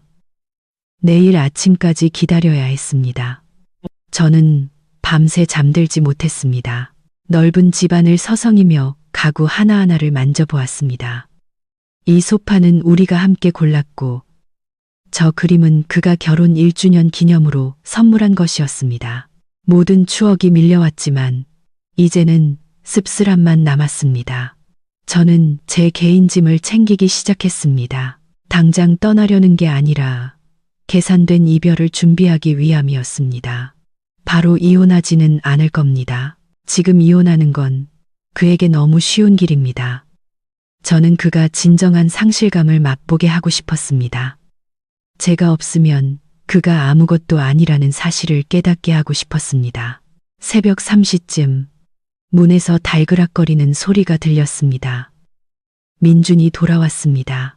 만취해서 비틀거리며 들어오더니 거실 소파에 쓰러져 바로 코를 골기 시작했습니다. 아내를 때려놓고도 아내가 돈 내는 집, 아내가 산 소파 위에서 그는 편안하게 잠들었습니다. 그의 무심함과 이기심은 극에 달했습니다. 저는 잠든 민준을 내려다보았습니다. 마음에는 어떤 동요도 없었죠. 얇은 담요를 가져와 그에게 덮어주었습니다. 동정심 때문이 아니라 그가 교훈을 얻기도 전에 얼어 죽는 걸 원치 않았기 때문입니다. 잘 자요, 예비 전남편. 저는 속삭였습니다. 내일 아침 눈을 뜨면 당신의 세상은 무너져 있을 테니까. 아침 8시 저는 VIP 고객인 신한은행 지점에 도착했습니다. 하얀색 정장을 차려입고 뺨에 옅은 멍을 가리기 위해 꼼꼼하게 화장을 했습니다. 뜬 눈으로 밤을 새운 피곤한 눈을 가리기 위해 선글라스도 썼죠. 은행 안은 시원하고 상쾌한 레몬그라스 향이 났습니다. 저를 늘 담당하던 직원이 환하게 웃으며 맞이했습니다. 서연 고객님, 오늘 일찍 오셨네요. 어떤 업무 도와드릴까요? 저는 의자에 앉아 선글라스를 벗고 직원을 똑바로 쳐다보았습니다. 제 계좌에 연결된 박민준 씨 명의의 가족카드 전부 정지시켜 주세요. 직원은 잠시 놀란 듯 멈칫했습니다. 네, 전부 정지하신다고요? 플래티넘 카드랑 JCB 카드 둘 다요? 네, 영구 정지요. 지금 바로 처리해 주세요. 제 목소리는 얼음처럼 차갑고 단호했습니다. 제 심각한 표정을 본 직원은 뭔가 짐작한 듯 했습니다. 그녀는 더 이상 묻지 않고 고개를 끄덕였습니다. 네, 알겠습니다. 바로 처리해 드리겠습니다. 잠시만 기다려 주세요. 타닥타닥. 키보드 소리가 울려 퍼졌습니다. 그 소리 하나하나가 저와 민준 사이에 재정적 연결고리를 끊어내는 칼날 같았습니다. 저는 오가는 사람들을 바라보았습니다. 집을 사기 위해 대출 상담을 받는 젊은 부부의 눈은 희망으로 반짝였습니다. 저도 한때는. 하지만 희망은 양쪽이 함께 가꾸지 않으면 결국 시들고 맙니다. 처리됐습니다, 고객님. 직원이 영수증을 건네며 말했습니다. 이제부터 박민주님 명의의 카드로는 어떤 거래도 불가능합니다. 고마워요. 저는 영수증을 접어 지갑에 넣었습니다. 아, 그리고 어제 그 카드로 결제된 내역이 있는지 확인 좀 해줄 수 있어요? 직원이 키보드를 두드리더니 대답했습니다. 아니요, 고객님. 마지막 거래는 3일 전 강남의 한 맥집집입니다. 저는 고개를 끄덕이고 은행을 나섰습니다. 아침 햇살이 도시를 환하게 비추었지만 이상하게도 마음은 가벼웠습니다. 저는 방금 남편의 가부장적인 허세의 생명줄을 제 손으로 끊어버렸습니다. 휴대폰을 꺼내 민준에게 문자를 보내려다 지웠습니다. 알릴 필요 없습니다. 진실은 가장 필요한 순간에 스스로 모습을 드러낼 겁니다. 예기치 못한 충격이 교훈을 더욱 뼈아프게 만들 테니까요. 저는 택시를 타고 회사로 향했습니다. 오늘 중요한 회의가 있었습니다. 하늘이 무너져도 일은 계속되어야 합니다. 저는 이서연입니다. 그 어떤 것도 제 커리어를 방해하도록 내버려 두지 않을 겁니다. 민주는 그저 그의 마지막 평화로운 아침을 즐기게 놔두죠. 저는 해가 중천에 떴을 때 잠에서 깼습니다. 머리는 깨질 듯 아프고 목은 바싹 말라 있었습니다. 몸을 일으키니 온몸이 쑤셨습니다. 어젯밤의 기억이 끊어진 필름처럼 희미하게 떠올랐습니다. 다툼, 고함, 그리고 허공을 가르던 제 손. 저는 벌떡 일어나 거실을 둘러보았습니다. 집은 섬뜩할 정도로 조용했습니다. 서연은 이미 출근한 지 오래였습니다. 식탁 위에는 아침 식사도 쪽지도 없었습니다. 모든 것이 무서울 정도로 차갑고 정돈되어 있었죠. 저는 여전히 얼얼한 오른손을 주무르며 생각했습니다. 내가 그녀를 때렸어. 그 사실에 약간의 죄책감이 들었지만 어젯밤 그녀는 너무 심했습니다. 내 자존심을 건드렸죠. 정신 차리게 하려면 딱이 한 대쯤은 필요했습니다. 여자는 가르치지 않으면 안 돼. 하지만 서연의 성격을 압니다. 그녀는 뒤끝이 길 겁니다. 그리고 더 중요한 건 지금 제가 돈이 필요하다는 사실입니다. 지갑은 텅 비었고 카드는 그녀가 정지시키겠다고 으름장을 놓았죠. 저는 그냥 겁을 준 거라고 생각했습니다. 상황을 무마하려면 제가 먼저 숙이고 들어갈 필요가 있었습니다. 남자가 아내에게 조금 져주는 게 뭐 대수겠습니까? 목적만 달성하면 되죠. 저는 휴대폰을 들고 서연에게 카카오톡 메시지를 보냈습니다. 여보, 아침에 늦잠 자서 당신 못 보고 나왔네. 어젯밤 일은 내가 너무 취해서 그랬어. 마음에 담아두지 마. 부부싸움은 칼로 물베기라잖아. 내가 잘못했어. 점심은 먹었어. 저녁에 일찍 와. 맛있는 거 사줄게. 메시지를 보내고 나서 안도의 한숨을 쉬었습니다. 이렇게 달콤한 사과 메시지를 보내면 그녀의 마음도 누그러질 겁니다. 여자란 다 그렇지 않습니까? 달콤한 말에 약하죠. 오늘 저녁에 외식하고 꽃다발 하나 사주면 모든 게 원래대로 돌아갈 겁니다. 그녀는 다시 제게 카드를 주고 예전처럼 저를 지원해 주겠죠. 메시지 옆에 일이 거의 바로 사라졌습니다. 하지만 1분, 2분, 10분이 지나도 답장은 오지 않았습니다. 저는 혀를 찼습니다. 바쁜 회의 중이거나 튕기는 거겠지. 배에서 꼬르륵 소리가 났습니다. 냉장고를 뒤졌지만 먹을 만한 게 없었습니다. 문득 오늘 지훈이와 쇼핑 약속이 있다는 게 생각났습니다. 지훈이가 수입 정장을 싸게 파는 곳이 있다고 했는데 다음 주 중요한 고객을 만나려면 제대로 된 옷 한 벌이 필요했습니다. 이 계약만 성사되면 꽤 큰 수수료를 받게 될 거고 그걸로 서연이 코를 납작하게 해줄 수 있을 겁니다. 저는 지훈에게 전화를 걸었습니다. 야, 친구, 오늘 점심 먹고 바로 가자. 내가 너 데리러 갈게. 오케이. 근데 오늘은 네가 쏘냐, 내가 쏘냐. 나 돈 없는데. 지훈이 신나서 물었습니다. 저는 자신감 넘치는 목소리로 비웃었습니다. 걱정 마. 내가 다 쏜다. 어제 마누라 한번 잡았더니 아주 고양이 앞에 쥐가 됐어. 돈 걱정은 붙들어 매라고. 저는 옷을 갈아입고 머리를 손질했습니다. 거울 속 제 모습은 여전히 멋졌습니다. 비싼 정장을 입고 큰 계약을 따내고 서연의 얼굴에 돈다발을 던져줄 상상을 하니 이마에 주름이 펴지는 것 같았습니다. 저는 지갑을 챙겼습니다. 그 안에는 반짝이는 신용카드들이 들어 있었죠. 이것이 바로 제 힘이었습니다. 저는 그 카드들이 이제는 쓸모없는 플라스틱 조각이 되었다는 사실도, 제 가식적인 사과가 가라앉는 배를 구할 수 없다는 사실도 전혀 알지 못했습니다. 저는 지훈을 태우러 가면서 아무 일도 없었다는 듯 기분이 들떴습니다. 지훈은 저와 어릴 적부터 친한 친구지만 서울에서 저보다 더 고생하며 살고 있습니다. 아직 월세방에 살며 낡은 오토바이를 타고 다니죠. 그래서 그를 만날 때마다 저는 제가 꽤 운이 좋은 편이라고 생각합니다. 비록 아내 덕이긴 하지만 저에겐 좋은 집과 차, 그리고 세련된 겉모습이 있으니까요. 지훈이 차에 타며 감탄했습니다. 야, 차 진짜 조용하다. 에어컨도 빵빵하고 내 오토바이는 완전 찜통인데 진짜 네가 제일 부럽다. 민준아, 돈 많은 아내 만나서 좋겠다. 지훈의 말은 가려운 곳을 긁어주는 것 같으면서도 제 열등감이라는 종기를 건드렸습니다.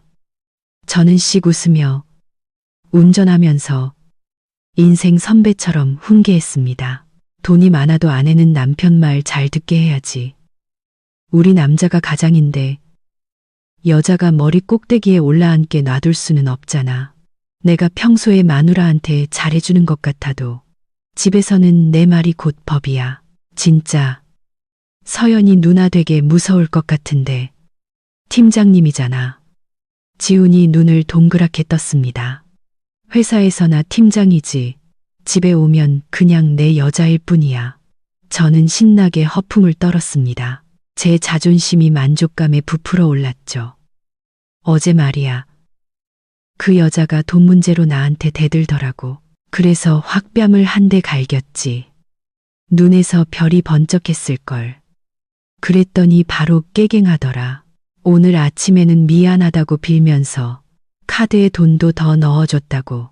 저는 가슴 주머니에 든 두툼한 지갑을 두드리며 하늘 높은 줄 모르고 거만하게 굴었습니다. 지훈은 존경의 눈빛으로 저를 쳐다봤습니다. 진짜 존경한다. 난 결혼하면 마누라한테 잡혀 살까봐 걱정인데 너한테는 비법이 다 있었구나. 나중에 비법 좀 전수해줘. 별거 아니야. 저는 하하 웃었습니다. 중요한 건 기세야. 네가 없어도 잘 살 수 있고 오히려 더 잘 산다는 걸 보여줘야 해. 여자는 버려지거나 무시당하는 걸 제일 무서워하거든. 우리가 무심할수록 더 매달리게 되어 있어. 우리는 강남 신세계 백화점에 차를 세웠습니다. 이곳의 화려함이 저를 더욱 흥분시켰습니다. 저는 위풍당당하게 걸으며 지훈을 값비싼 명품 매장으로 이끌었습니다. 아내의 돈으로 이룬 성공한 남자의 품격을 지훈에게 증명하고 싶었습니다. 마음에 드는 거 있으면 다 골라. 내가 사줄게. 저는 호기롭게 선언했습니다.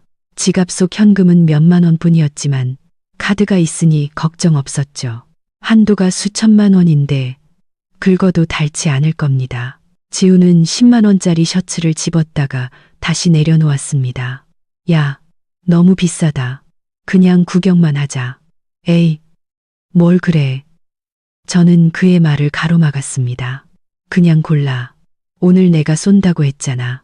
남자가 쇼핑하면서 가격표 보는 거 아니야. 저는 아름다운 환상에 빠져 있었습니다. 권력, 부, 그리고 아내의 복종이라는 환상.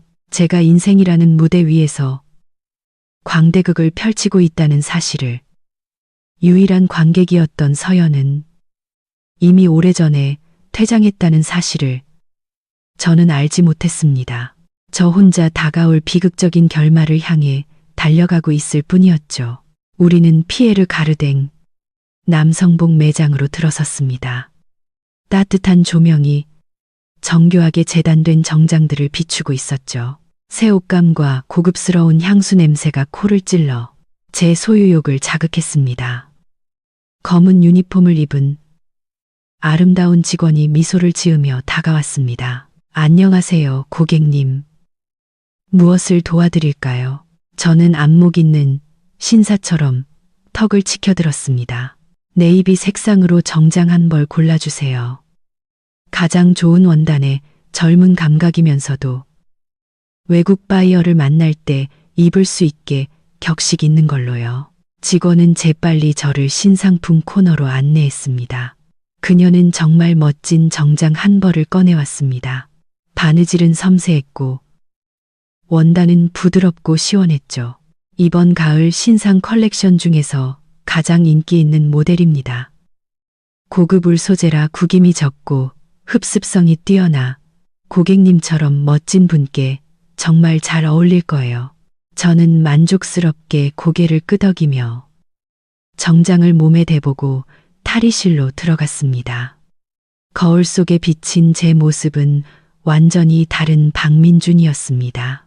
더 이상 돈 문제로 전전긍긍하는 실패한 남자가 아니었죠. 거울 속에는 위험 있고 매력적인 성공한 사업가가 서 있었습니다. 정장은 마치 맞춤 제작한 것처럼 제 넓은 어깨를 감싸고 큰 키를 돋보이게 했습니다. 밖으로 나와 옷깃을 정리하자 지훈이 눈을 반짝이며 말했습니다. 야, 진짜 멋있다. 영화배우 같아. 이 옷 입고 계약하러 가면 어떤 바이어가 거절하겠냐. 직원도 칭찬을 아끼지 않았습니다. 정말 고객님을 위해 만들어진 옷 같네요. 너무 잘 어울리세요. 얼마죠? 저는 옷자락을 쓰다듬으며 무심하게 물었습니다. 네, 이 제품은 150만 원입니다. 지우는 가격을 듣고 깜짝 놀라 제 귀에 속삭였습니다. 150만 원? 미쳤다. 그냥 딴 데 가서 이 30만 원짜리 사 입자. 저는 지훈을 돌아보았습니다. 그의 가난함이 안쓰럽게 느껴졌죠. 넌 아무것도 모르는구나. 싼 게 비지떡이야. 이 30만 원짜리는 없어 보이잖아. 우리가 큰 비즈니스를 하려면 겉모습이 정말 중요하다고. 150만 원이 아니라 200만 원이라도 살 거야. 저는 직원을 향해 당당하게 선언했습니다. 이걸로 할게요. 포장해 주시고 저기 와인색 실크 넥타이도 하나 추가해 주세요. 눈에 띄게. 네, 알겠습니다. 총 162만 원입니다. 계산대로 와주시겠어요? 저는 마치 황제처럼 자신감 넘치는 걸음으로 계산대로 향했습니다. 지갑을 꺼내 그 안에서 권위의 상징인 검은색 플래티넘 카드를 천천히 꺼냈습니다. 이것은 서연이 1년 전에 만들어준 한도 3천만 원짜리 카드였습니다. 저는 주로 큰 금액을 결제할 때 이 카드를 썼고 한 번도 문제가 생긴 적이 없었습니다. 저는 두 손가락으로 카드를 집어 거만한 미소와 함께 계산원에게 건넸습니다. 일시불이요. 그 순간 저는 세상의 정점에 서 있는 기분이었습니다. 하지만 저는 몰랐습니다. 제 발밑에 바로 나락이 펼쳐져 있고 저를 삼키기 위해 입을 벌리고 있다는 것을. 계산원은 두 손으로 카드를 받아들고 능숙하게 단말기에 넣었습니다. 저는 계산대에 기댄 채 쇼핑이 끝나면 5성급 호텔 해산물 뷔페에 갈 계획에 대해 지훈에게 떠들고 있었습니다. 이거 끝나면 그랜드 호텔 가서 랍스터 뷔페나 먹자. 거기 랍스터가 그렇게 신선하대. 마음껏 먹어. 돈 좀 있다고 쪼잔하게 굴면 쓰나. 지우는 침을 꿀꺽 삼키며 고개를 끄덕였습니다. 내 덕에 호강한다. 친구야. 삑삑삑. 단말기에서 이상한 소리가 났습니다. 결제가 성공했을 때 나는 경쾌한 소리와는 달랐죠. 계산원이 눈살을 찌푸리며 화면과 제 카드를 번갈아 보았습니다. 그녀가 다시 한번 카드를 긁었지만 여전히 건조한 오류음만 들렸습니다. 죄송합니다, 고객님. 거래가 거절되었습니다. 직원이 약간 어색한 미소를 지으며 고개를 들었습니다. 저는 잠시 멈칫했지만 태연한 척했습니다. 단말기 문제인가 보네요. 이 카드 한도 아직 많이 남았는데 다시 한번 해보세요. 직원은 다시 한번 시도했습니다. 그녀는 카드의 칩 부분을 조심스럽게 닦은 후 다시 단말기에 꽂았습니다. 매장 안의 모든 시선이 계산대로 쏠리기 시작했습니다. 공기가 점점 무거워졌습니다. 그래도 안 되네요. 고객님, 승인 거절이라고 뜹니다. 혹시 다른 카드는 없으신가요? 얼굴이 화끈거리고 피가 귀로 쏠리는 기분이었습니다. 이게 무슨 일이지? 어제만 해도 이 카드로 담배를 샀는데 설마 서연이가? 아니, 그럴 리가 없어. 그녀는 감히 그렇게 못해. 내가 체면을 얼마나 중요하게 생각하는지 알잖아. 분명 기계 오류일 거야. 말도 안 돼. 제가 소리쳤습니다. 요즘 은행들 일 처리하는 게 왜 이래? 알았어요. 다른 카드 쓸게요. 저는 두 번째 카드를 꺼냈습니다. 이것은 서연이 만들어준 JCB 카드였습니다. 저는 위험을 되찾으려는 듯 카드를 계산대 위에 던졌습니다. 이걸로 긁어봐요. 이건 확실히 될 테니까. 옆에 서 있던 지훈이 걱정스러운 표정을 지었습니다. 괜찮냐? 아니면 내가... 나도 돈 없는데. 걱정 마. 저는 속으로 폭풍이 몰아치고 있었지만 그를 안심시켰습니다. 전산 오류일 뿐이야. 꼭 필요할 때마다 이러더라. 저는 계산원의 손놀림을 숨죽여 지켜보았습니다. 1초, 2초, 3초. 시간이 영원처럼 느리게 흘렀습니다. 그리고 삑, 삑, 삑. 또다시 그 빌어먹을 소리가 났습니다. 단말기는 거래 실패를 알리는 작은 영수증을 뱉어냈습니다. 계산원은 난처한 눈빛으로 저를 쳐다보았습니다. 그 눈빛에는 약간의 의심이 섞여 있었죠. 고객님, 이 카드도 거절되었습니다. 식은땀이 이마에 맺히기 시작했습니다. 심장이 가슴속에서 미친 듯이 뛰었습니다. 두 개의 카드, 서로 다른 은행, 동시에 전산 오류가 난리가 없었습니다. 불길한 예감이 목을 조여왔습니다. 저는 군중 속에서 발가 벗겨진 기분이었습니다. 아까까지 저를 선망의 눈으로 보던 직원들과 다른 손님들의 시선이 이제는 호기심과 조롱으로 바뀌었습니다. 150만 원짜리 정장을 입고 번쩍이는 구두를 신은 남자가 계산 하나 제대로 못하고 있었습니다. 다시 해봐요. 저는 거의 소리치듯 말했습니다. 공황 상태에 빠져 목소리가 갈라졌습니다. 두 개 다 다시 해보라고.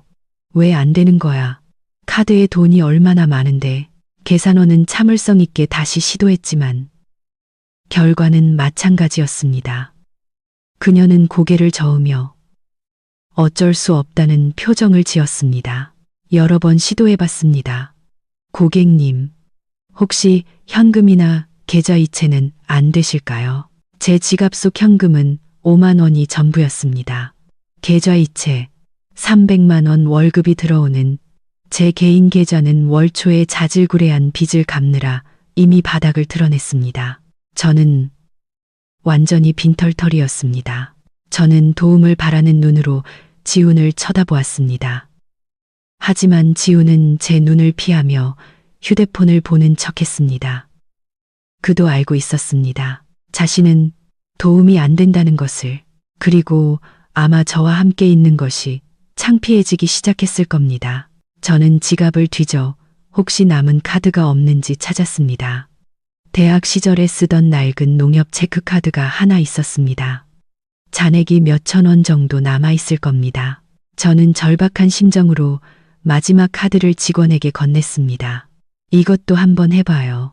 직원은 동정 어린 눈빛으로 저를 보며 카드를 받았습니다. 그녀가 카드를 긁자 이번에는 카드 오류가 아니라 잔액 부족 메시지가 떴습니다. 카드는 되네요, 고객님. 그런데 잔액이 부족합니다. 35,000원밖에 없네요. 그녀의 말은 어제 서연에게 맞은 뺨보다 더 아픈 두 번째 따귀가 되어 제 얼굴에 날아왔습니다. 35,000원. 그것이 아내에게 큰 소리치던 이 가장의 전 재산이었습니다. 저는 그 자리에 얼어붙었고 손발을 어디에 둬야 할지 몰랐습니다. 몸에 걸친 정장은 불에 달군 쇠 갑옷처럼 무겁게 느껴졌습니다. 쥐구멍이라도 숨고 싶었습니다. 당장 이 세상에서 사라지고 싶었죠. 고객님, 직원이 조심스럽게 불렀습니다. 혹시 가족분께 전화해서 은행에 확인해 보시는 건 어떠세요? 보안 문제로 카드가 잠겼을 수도 있으니까요. 가족에게 전화하라고요? 이 카드들에 대한 권한을 가진 유일한 가족은 서연이었고 그녀는 무섭도록 침묵하고 있었습니다. 저는 떨리는 손으로 휴대폰을 꺼내 은행 고객센터 번호를 눌렀습니다. 진실을 알아야 했습니다. 마음속으로는 이미 9할은 짐작하고 있었지만 고객센터와 연결되는 동안 계산원이 갑자기 입을 열었습니다. 그녀는 단말기와 연결된 컴퓨터 화면에서 더 자세한 정보를 본 듯했습니다. 아, 고객님. 시스템의 상세 오류 코드가 업데이트되었네요. 저는 휴대폰을 내리고 그녀를 뚫어지게 쳐다보았습니다. 심장이 낳는 것 같았죠. 무슨 오류인데요. 직원은 제가 창피할까봐 주위를 살피며 저와 지훈만 들을 수 있도록 목소리를 낮춰 말했습니다.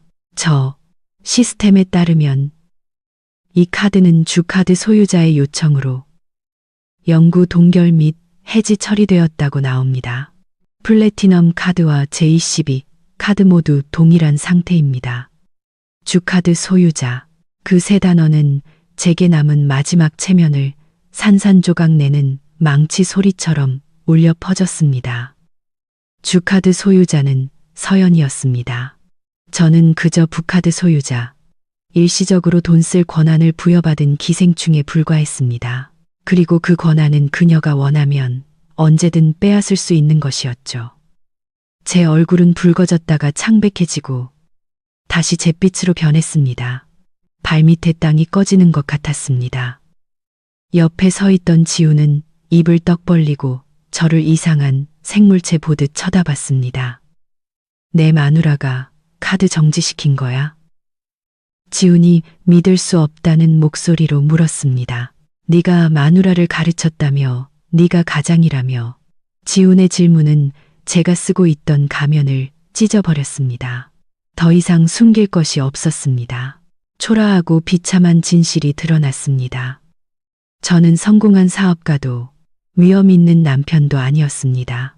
저는 그저 아내에게 빌부터 사는 가난뱅이였고 대낮에 사람들 앞에서 생명줄이 끊긴 신세였습니다. 주변 손님들이 수군거리기 시작했습니다. 멀쩡하게 생겨서 마누라 카드를 쓰네. 뭔가 잘못해서 용돈 끊겼나 봐. 꼴 좋다. 남자가 돈도 없이 쇼핑을 와. 그 속삭임들이 바늘이 되어 제 살을 찔렀습니다. 저는 계산대 위에 카드들을 허둥지둥 집어 지갑에 쑤셔 넣었습니다. 손이 너무 떨려서 카드 하나를 바닥에 떨어뜨렸습니다. 저는 몸을 숙여 카드를 주었습니다. 마치 온 세상 앞에 고개를 숙여 부서진 자존심 조각을 줍는 기분이었습니다. 저 그냥 안 살게요. 저는 직원의 눈을 마주치지 못하고 더듬거리며 말했습니다. 집에 가서 아내한테 다시 물어봐야겠어요. 뭔가 오해가 있었나 봐요. 저는 몇 분 전까지만 해도 제 것이라고 생각했던 정장을 급히 벗어 직원에게 돌려주었습니다. 이제는 손에 닿을 수 없는 물건이었습니다. 저는 뒤도 돌아보지 않고 문을 향해 걸었습니다. 피에르 가르댕 매장에서 거의 도망치다시피 빠져나왔습니다. 지훈이 뒤에서 헐레벌떡 따라왔습니다. 야, 민준아, 같이 가. 왜 이렇게 급해? 저는 대답하지 않고 주차장으로 향했습니다. 머릿속은 혼란스러웠고 굴욕감이 온몸을 태우는 것 같았습니다. 저는 친구 앞에서, 낯선 사람들 앞에서, 그리고 가장 중요하게는 제 자신 앞에서 발가벗겨졌습니다. 주차장에 도착해 저는 차에 주저앉아 두 손으로 머리를 감쌌습니다. 지훈이 다가와 팔짱을 끼고 저를 내려다보았습니다. 그의 눈에는 더 이상 아침의 존경심이 없었습니다. 대신 동정과 약간의 경멸이 섞여 있었죠. 이제 어쩔 거냐? 지훈이 물었습니다. 해산물 먹으러 가긴 가는 거야. 저는 고개를 들어 그를 보며 씁쓸하게 웃었습니다. 뭘 먹어? 카드 다 막힌 거 못 봤어. 내 주머니에 5만 원밖에 없는데 포장마차 가서 오뎅이나 먹을 거면 가자. 지훈은 혀를 차며 고개를 저었습니다. 됐다. 나도 이제 가봐야겠다. 와이프가 애 데리러 오라고 연락 왔네. 너는 집에 가서 마누라랑 잘 해결해봐라. 그리고 솔직히 말해서 허풍 좀 그만 떨어.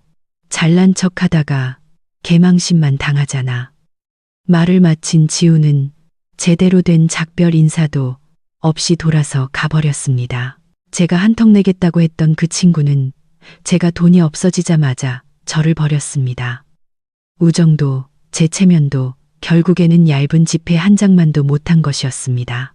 저는 시끄러운 주차장에 홀로 남겨졌습니다. 주변의 경적 소리, 사람들의 웃음소리가 마치 저의 고독을 비웃는 것 같았습니다. 저는 떨리는 손으로 휴대폰을 꺼내 서연에게 전화를 걸었습니다. 설명이 필요했습니다. 이 분노를 누군가에게 쏟아내야 했고 그 대상은 서연밖에 없었습니다.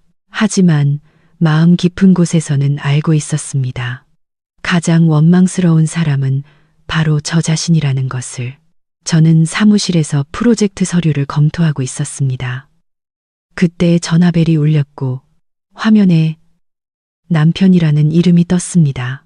저는 아침 내내 이 전화를 기다렸습니다. 이 순간이 올 줄 알고 있었죠. 저는 차를 한 모금 마시고 심호흡을 한 뒤 전화를 받았습니다. 여보세요. 수화기 너머로 민준의 거친 숨소리와 시끄러운 길거리 소음, 그리고 분노에 찬 목소리가 들려왔습니다. 당신 대체 무슨 짓을 한 거야, 이서연. 왜 내 카드를 막아? 친구들 앞에서, 사람들 앞에서 나 망신 주니까 속이 시원해. 저는 휴대폰을 귀에서 살짝 떼고 그가 소리치는 것을 기다렸습니다. 제 목소리는 겨울 호수처럼 차갑고 평온했습니다. 민준 씨, 이상한 걸 묻네요. 오늘 아침에 돈은 각자 알아서 쓰기로 합의서에 사인했잖아요. 그 카드는 제 계좌에 연결된 가족 카드고 그 안에 돈도 내 돈이에요. 내가 내 카드를 정지시킨 게 뭐가 잘못됐죠? 그래도 나한테 말은 해줬어야지. 이건 비겁한 짓이야. 백화점에서 물건 사려는데 카드가 막혀서 얼마나 창피했는지 알아? 창피해요. 저는 비웃었습니다. 아내 돈 못 써서 창피해요. 그럼 아내 뺨을 때리고 아내를 무시한다고 욕했을 때의 창피함은 느껴봤어요? 그건 그거고 이건 이거지. 민준이 소리쳤습니다. 쓸데없는 소리 하지 말고 당장 카드 풀어. 나 기름도 넣어야 하고 점심도 먹어야 한다고. 싫어요. 저는 단호하게 말했습니다. 독립하고 싶으면 끝까지 독립하세요.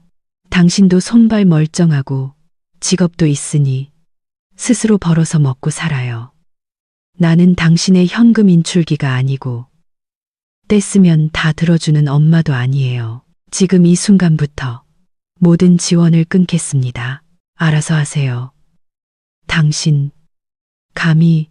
민준의 목소리가 공포에 질려 떨리기 시작했습니다. 당신, 내 아내잖아. 아내는 하녀가 아니고 공짜 은행도 아니에요. 저는 한 글자 한 글자 힘주어 말했습니다. 당신이 내 뺨을 한 대 때렸고 나는 당신 카드를 끊었어요. 공평하죠? 아, 그리고 오늘 저녁밥 안 할 거니까 알아서 챙겨 먹어요. 저는 그가 더 말할 틈도 주지 않고 전화를 끊었습니다. 휴대폰을 내려놓자 가슴 한구석이 욱신거렸습니다. 아팠지만 악성 종양을 도려내기 위해 필요한 고통이었습니다. 저는 그에게 너무 많은 기회를 주었고 그는 그 모든 것을 짓밟았습니다. 이제는 그 오만함에 대한 대가를 치를 때였습니다. 화면이 꺼진 휴대폰을 내려다 보았습니다. 그녀가 전화를 끊었습니다. 정말로 저를 버렸습니다. 저는 넉나간 사람처럼 집으로 돌아왔습니다. 강남에서 집까지 오는 길이 이렇게 멀게 느껴진 적은 없었습니다. 서울의 햇살은 뜨거웠지만 제 마음은 얼어붙을 듯 차가웠습니다. 제 주머니에는 체크카드에 남은 3만 5천 원과 몇천 원의 현금이 전부였습니다. 이 돈으로 이틀은 버틸 수 있을까요? 아파트에 도착해 공동현관에 카드키를 댔습니다. 다행히 카드키는 작동했습니다. 적어도 저를 길거리로 내쫓지는 않았군요. 문을 열고 집으로 들어섰습니다. 집은 조용했지만 뭔가 달라져 있었습니다. 거실이 평소보다 가랬고 벽에 걸려있던 그림 몇 점과 장식용 화분들이 사라졌습니다. 저는 침실로 달려갔습니다. 옷장 문이 활짝 열려 있었고 옷장 안의 절반, 즉 서연의 옷들이 사라졌습니다. 침대 위에는 깔끔하게 포장된 큰 여행 가방 2개가 놓여 있었습니다. 서연이 창가에 서서 등을 돌리고 있었습니다. 언제 돌아온 걸까요? 그녀는 간단한 실내복 차림에 머리를 높게 묶고 있었습니다. 고독해 보였지만 강인함이 느껴졌습니다. 어디가? 저는 두려움에 목이 잠겨 물었습니다. 아까의 분노는 온데간데 없이 사라지고 극심한 공포만이 남았습니다. 서연이 저를 돌아보았습니다. 그 눈빛은 고통스러울 정도로 평온했습니다. 잠시 나가 있으려고요. 그녀가 말했습니다. 회사 근처에 원룸 하나 구했어요. 왜?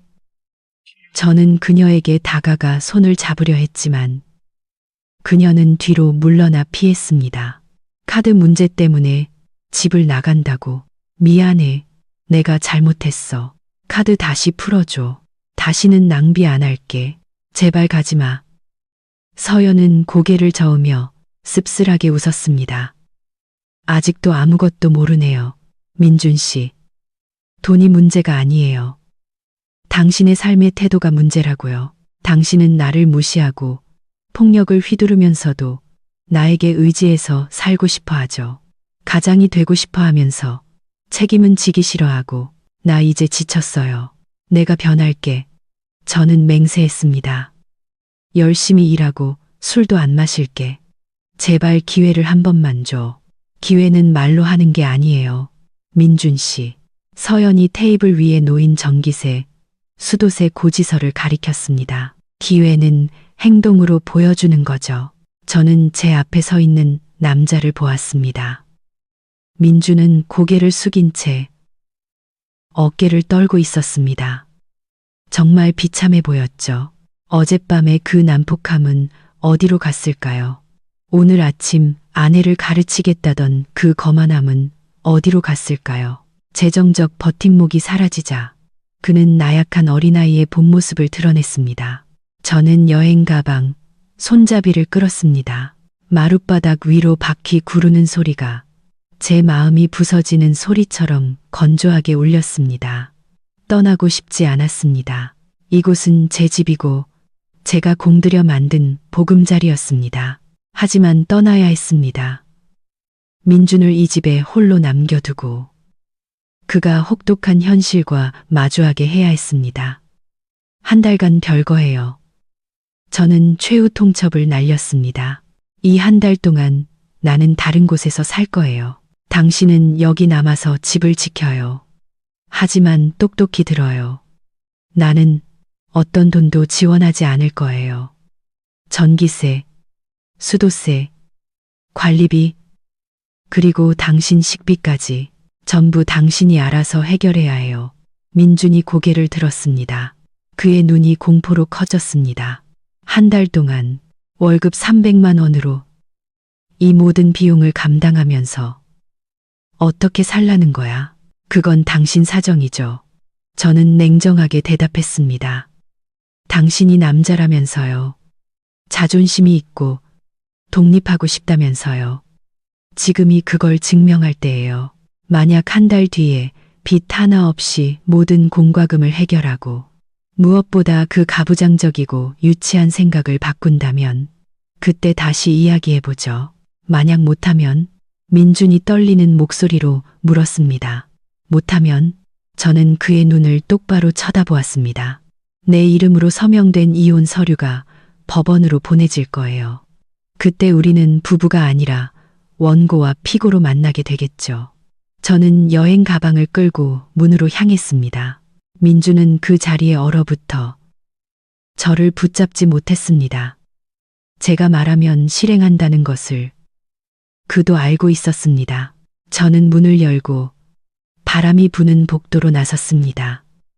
문을 닫기 전 마지막 말을 건넸습니다. 당신이 그토록 꿈꾸던 독립적인 삶, 행운을 빌어요. 안녕. 문이 철컥 소리를 내며 단호하게 닫혔습니다. 저는 걸음을 옮겼고 눈물이 흐르기 시작했습니다. 나약해서 우는 게 아니었습니다. 지난 3년의 사랑이 안타까워서 우는 것이었습니다. 하지만 저는 뒤돌아보지 않았습니다. 그 문 안쪽에서 민주는 넓지만 텅 빈 거실에 홀로 서 있었습니다. 더 이상 웃음소리도 따뜻한 음식 냄새도 화풀이하거나 기댈 아내도 없었습니다. 텅 빈 지갑과 지불해야 할 고지서들, 그리고 그 자신만이 남아있을 뿐이었습니다. 30살 남자의 인생 첫 교훈은 이제 막 0에서부터 시작되고 있었습니다. 끝까지 들어주신 시청자 여러분, 진심으로 감사합니다. 다음 영상에서 다시 뵙겠습니다.